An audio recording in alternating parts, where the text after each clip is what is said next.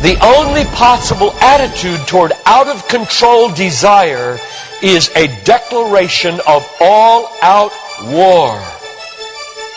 I hear so many Christians murmuring about their imperfections and their failures and their addictions and their shortcomings, and I see so little war.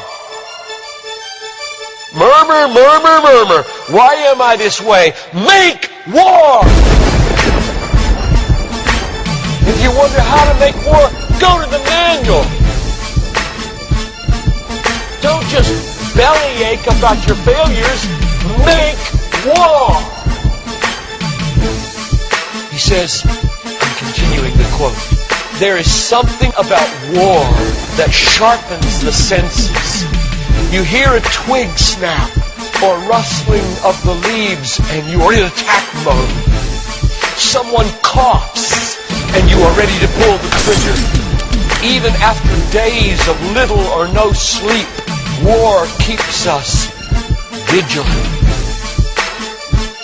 There is a mean, violent streak to the true Christian life.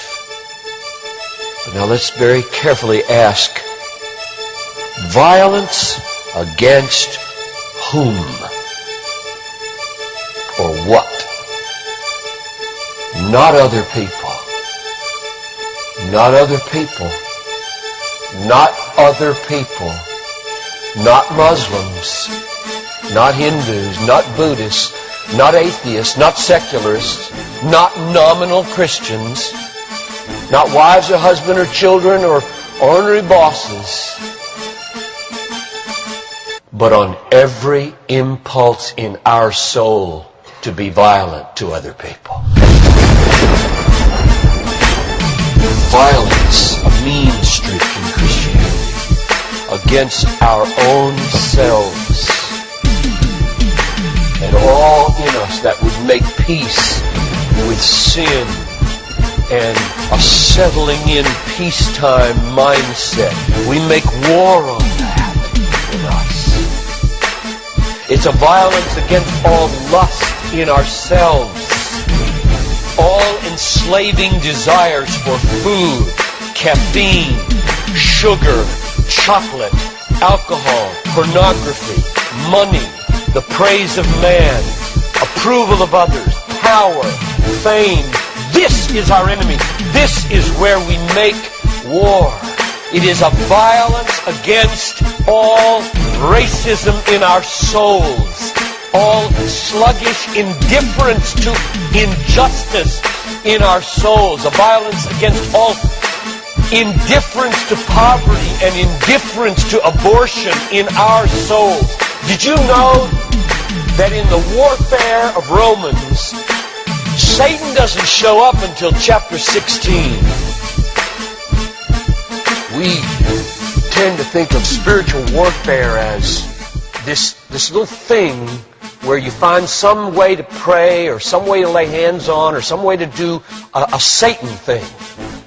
Well, that's important. Believe me, that's important. We war not against flesh and blood, but against principalities and powers and world rulers of this present darkness and spiritual hosts of wickedness in the heavenly places. That's important. But you know what? It's not nearly as important as this. Because the only foothold Satan has in your life is your flesh and your sin. Nobody goes to hell because of Satan. The only reason we go to hell is sin. Much more important than fighting Satan is fighting sin. This warfare in verse 13 is vastly more important than figuring Satan out. Get that. My biggest enemy is not Satan. My biggest enemy is John Piper. And he's the only reason I'll go to hell, not Satan. Satan, you don't have nearly that kind of power. And therefore, I really care about us learning how to do this battle. Christianity is not a settle in, live at peace with the world the way it is religion. Like most Christians live their daily lives. Verse 13.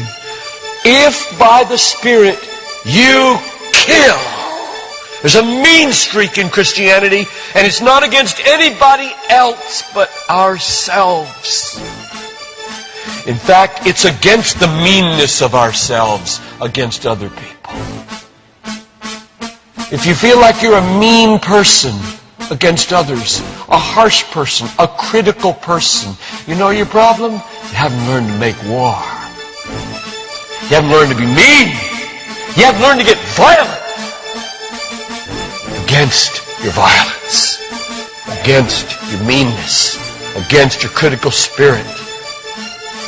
And you complain of it, talk about it, but have you made war 24/7 against it?